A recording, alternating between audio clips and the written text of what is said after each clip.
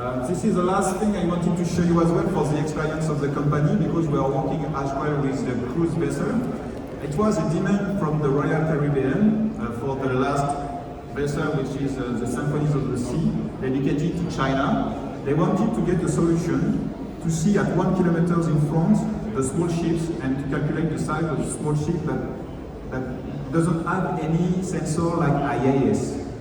And thanks to this LIDAR, we have combined it with GNSS antenna plus inertial sensor, we are able to get a vision of the pilot at 100 meters in the front and as well in the wide of 1 kilometer. This is not a geo product, but this is some solution we are able to integrate and develop with our R&D department.